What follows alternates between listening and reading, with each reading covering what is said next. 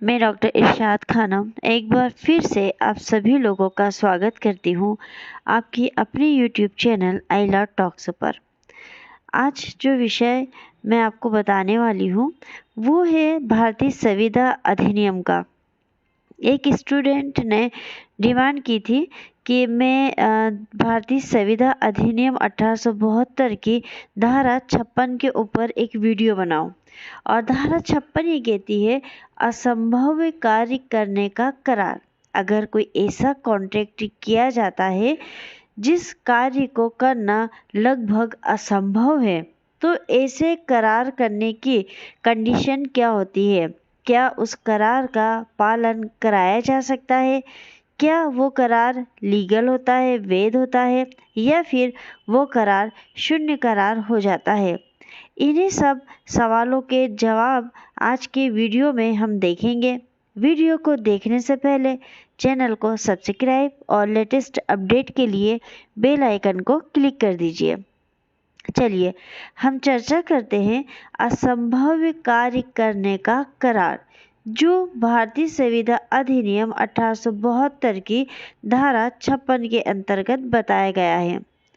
संविदा विधि में उन्हीं कार्यों के करार संविदा बन सकते हैं जिनका पालन करार करते समय संभव हो। अगर हम कॉन्ट्रैक्ट की बात करें तो कॉन्ट्रैक्ट के अंतर्गत वो सारे काम जो करार के समय में, यानी अगर आप कोई कॉन्ट्रैक्ट कर रहे हैं और किसी कार्य को करने का कर रहे हैं और उसको कार्य को अगर आप कर सकते हैं, वो संभव है, तो ही वो करार होता है। यदि करार करते समय पालन असंभव है तो वो करार शून्य करार कहलाते हैं। एवं यदि करार करते समय पालन संभव है तो वह करार संविदा कहलाते हैं। अगर आपने कोई ऐसा कॉन्ट्रैक्ट किया है जिसको कॉन्ट्रैक्ट करते समय आपको लग रहा है कि इसका पालन करना संभव है तो फिर वो आपकी संविदा हो जाता है। लेकिन अगर कोई ऐसा करार आप लोगों के बीच में हो रहा है, दो लोगों के बीच में हो रहा है, जिसका संभव होना लग रहा है कि पॉसिबल नहीं है, तो फिर वो करार नहीं होगा, वो कॉन्ट्रैक्ट नहीं होगा, बल्कि वो शून्य करार होगा। संविदा का पालन बाद में उत्पन्न किन्हीं परिस्थितियों के कारण असंभव हो जाता है, उसी क्षण उसे शून्य संविदा कहते हैं। जब संविदा का पालन करना होता है लेकिन किन्हीं परिस्थितियों के कारण अगर उस संविदा का पालन नहीं कर पाते, असंभव हो जाता है कि आप उसको कर ही नहीं सकते हैं, तो उसे शून्य संविदा कहते हैं। जिस क्षण यानी जिस पल उस संविदा का पालन परिस्थिति विशेष से असंभव हो जाता है, अगर जिस समय कॉन्ट्रैक्ट किया है उसी समय करार लग रहा है कि असंभव है, या फिर करार करने के बाद कुछ ऐसी परिस्थितियां विशेष उत्पन्न हो गई हैं कि उस करार का पालन जो है वो करना असंभव हो गया है। जैसे किसी ने कहीं से किसी रुई को खरीदने का कॉन्ट्रैक्ट किया है। अब उस व्यक्ति का जो रुई का कारखाने वाला था, उसके कारखाने में आग लग जाती है, उसका समस्त माल जल के खाक हो जाता है। तो ऐसी परिस्थिति में वो संविदा का पालन नहीं कर सकता है। क्यों? क्योंकि उसका तो सारा माल जल गया है।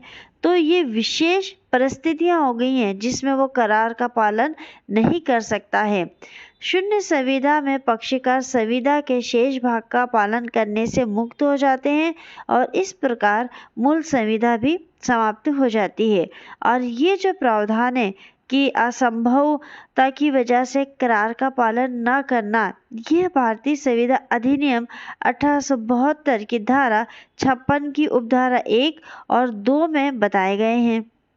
वह करार जो ऐसे कार्य करने के लिए हो जो स्वतः असंभव है, शून्य है। तो धारा 56 उपधारा 1 क्या कहती है? उस कार्य को करने की संविदा जो तत्पश्चात असंभव या विधि विरुद्ध हो जाए, ऐसा कार्य करने की संविदा जो संविदा किए जाने के पश्चात, यानी जब कॉन्ट्रैक्ट हो गया लेकिन कॉन्ट्रैक्ट करने के पश्चात उस असंभव हो जाए उस संविदा का पालन कराना किसी ऐसी घटना के कारण जिसका निवारण वचनदाता नहीं कर सकता था, तो विधि विरुद्ध हो जाए तब शून्य हो जाती है। जब वह कार्य असंभव या विधि विरुद्ध हो जाता है, इसको आगे मैं आपको एग्जाम्पल से समझाऊंगी, अभी आप डेफिनेशन को खाली अच्छे से समझ लीजिए। 56(1) क्या कह रहा है? उस कार्य को करने की संविदा जो तत्पश्चात असंभव या विधि विरुद्ध हो जाए। अब इसकी पॉइंट से ही आपको पता चल जाएगा कि कॉन्ट्रैक्ट हो गया, कॉन्ट्रैक्ट होने के पश्चात बाद में अगर कोई ऐसी घटना घट जाती है जिसकी वजह से संविदा का पालन करवाना असंभव हो गया है या विधि के विरुद्ध हो गया है, तो फिर कॉन्ट्रैक्ट जो है वो शून्य हो जाएगा। और इसकी उपधारा 2 देखते हैं, 56 उपधारा 2। ऐसे कार्य के अपालन से हुई हानि के लिए प्रतिकर जिसका असंभव या विधि विरुद्ध होना ज्ञात हो। जहाँ की एक व्यक्ति ने ऐसी कोई बात करने का वचन दिया हो जिसका असंभव था, यानी जिसका होना असंभव था या विधि विरुद्ध होना वह जानता था कि ये जो वचन मैं दे रहा हूँ ये कार्य असंभव है, यह विधि के विरुद्ध है, और या युक्ति युक्त तत्परता से वो जान सकता था और वचन ग्रहीता नहीं जानता था। वहाँ जो कोई हानि इस वचन ग्रहीता को उस वचन के अपालन से हो, उसके लिए ऐसा वचनदाता ऐसे वचन ग्रहीता को प्रतिकर देगा। अब देखिए हम इसको एग्जाम्पल से समझते हैं। जादू से गुप्त निधि का पता चलाने का खा से का करार करता है, ये करार शून्य है। देखिए खा से का ने क्या करार किया है कि वो जादू से ये पता लगा सकता है कि कोई धन जो है वो कहाँ पर है। अगर ऐसा दो लोगों के बीच में कॉन्ट्रैक्ट हुआ है तो वो कॉन्ट्रैक्ट शून्य है, क्योंकि ये असंभव करार है। सेकंड एग्जाम्पल देखते हैं। का और खा आपस में विवाह करने की संविदा करते हैं। दो लोग हैं, का और खा, ये दोनों एक कॉन्ट्रैक्ट करते हैं कि हम आपस में शादी कर लेंगे। विवाह के नियत समय से पूर्व, जब विवाह का जो समय निश्चित किया गया था उसके पहले जो का है वो पागल हो जाता है, तो कॉन्ट्रैक्ट जो है वो शून्य हो गया, क्योंकि एक पागल व्यक्ति के साथ शादी नहीं की जा सकती है। इसको आप ऐसे भी समझ सकते हैं कि रमेश और सरिता नामक दो हैं कपल्स, ये आपस में शादी करने की कॉन्ट्रैक्ट करते हैं कि 4 महीने बाद या 5 महीने बाद हम लोग आपस में एक दूसरे से शादी कर लेंगे, ऐसे इनके बीच में कॉन्ट्रैक्ट हो गया। जैसे ही शादी का समय आता है उसके 15 दिन पहले सरिता जो है वो पागल हो जाती है, तो फिर वो उससे शादी नहीं कर सकता है। क्यों नहीं कर सकता है? क्योंकि उसके पागल होने की वजह से उनका जो करार है शादी करने का वह शून्य हो गया है। तीसरा एग्जाम्पल देखते हैं। का जो पहले से ही गा से विवाहित है और जिसके लिए बहुपत्नीत्व उस विधि द्वारा जिसके वह अध्ययन है निषिद्ध है, यानी का नामक व्यक्ति है जो पहले से ही विवाहित है और उस समाज में या उस धर्म में जिसके लिए ये कॉन्ट्रैक्ट हो रहा है बहुपत्नी प्रतिबंधित है, यानी कि विधि विरुद्ध है, विधि ने मना कर रखा है और वो खा से विवाह करने की संविदा करता है, तो उसके वचन के अपालन से खा को हुई हानि के लिए का उसे प्रतिकर देगा।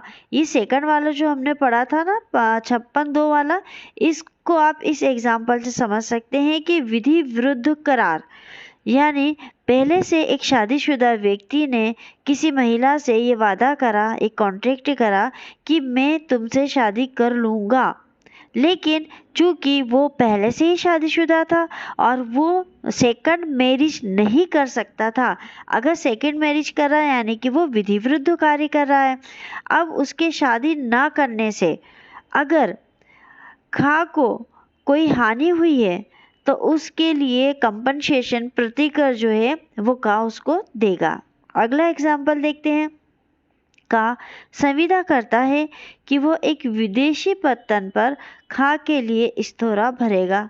तत्पश्चात का की सरकार उस देश के विरुद्ध जिसमें वह पत्तन स्थित है युद्ध की घोषणा कर देती है।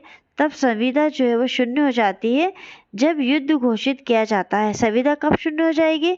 जब युद्ध घोषित किया गया। देखिए, का नामक व्यक्ति है वो एक विदेशी जो नदी का किनारा है जिसको कि बंदरगाह बोलते हैं, वहाँ पर वो खा से कहता है कि मैं तुम्हारा माल भर दूंगा। लेकिन दो देशों के बीच में, यानी कि जिस देश में व्यक्ति कॉन्ट्रैक्ट कर रहा और जिस विदेशी जगह पे उसको सामान रखना है या भरना है जिस बंदरगाह पर, अगर उन दोनों देशों के बीच में युद्ध की घोषणा हो जाती है तो फिर वो अपने माल को वहां भेज ही नहीं पाएगा। ये असंभव कार्य हो गया।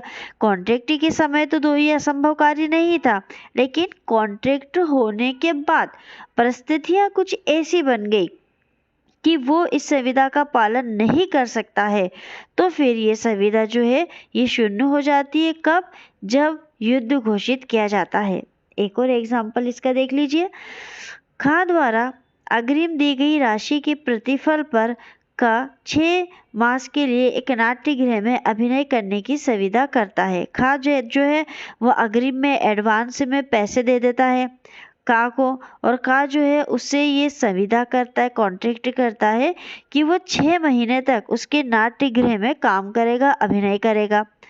अनेक अवसरों पर का बहुत बीमार होने के कारण अभिनय नहीं कर सका, तो उन अवसरों पर अभिनय करने के लिए संविदा शून्य हो जाती है। अब चूंकि वो बीमार हो गया और अभिनय मतलब नाटक करना या एक्टिंग करना उसके लिए इम्पॉसिबल हो गया, क्योंकि वो बीमार है, नहीं कर पाता है, असंभव हो गया। तो यहाँ पर फिर उसकी जो संविदा है वो भी शून्य हो जाएगी। कहाँ पर? जहाँ जहाँ पर जिन जिन समय पर, जिन जिन अवसरों पर उसने अभिनय या नाटक या एक्टिंग नहीं की। तो आज के वीडियो में हमने ये देखा कि असंभव कार्य करने का अगर कोई करार करता है, ऐसा कोई करार करता है जो कार्य या तो कॉन्ट्रैक्ट के समय ही असंभव है या कॉन्ट्रैक्ट होने के पश्चात परिस्थितियां ऐसी बन गई कि वो असंभव हो गए। जैसे नाट्यगृह के लिए उसने हाँ तो कर दी थी लेकिन वो बीमार हो गया, तो ये कैसी विशेष परिस्थितियां हो गई थी कि वो बीमार हो गया। और एक परिस्थिति कौन सी होती है? जबकि गुप्त नीति से बोला कि हम खजाना खोज लेंगे, तो ये करार जो है ये असंभव करार है, क्योंकि ये करार जब कॉन्ट्रैक्ट किया जा रहा है तभी ये चीज़ असंभव है कि ये कार्य नहीं हो सकता है, तो फिर ये करार जो है वो शून्य हो जाएगा। तो हमने दोनों परिस्थितियों में इन चीज़ों को पढ़ा है कि संविदा करने के पश्चात असंभव या विधि विरुद्ध कोई कार्य हो जाता है तो करार का पालन नहीं कराया जा सकता है, या फिर जिस समय करार हो रहा है और उस समय ऐसे कार्य का करार हो रहा है जो कि खुद असंभव कार्य है, तो भी ये करार जो है वो शून्य हो जाएगा। आज का वीडियो आपको कैसा लगा? अगर वीडियो आपको पसंद आया तो आप लाइक करिए, कमेंट्स करिए, अधिक से अधिक शेयर करिए। मिलेंगे अगले वीडियो में फिर एक नए विषय के साथ। और आवाज़ की आज थोड़ी सी प्रॉब्लम है, क्योंकि ज़ुकाम की वजह से आवाज़ थोड़ी सी चेंज हो गई है, बदल गई है, पर आपको टॉपिक जो है वो समझ में आ गया होगा।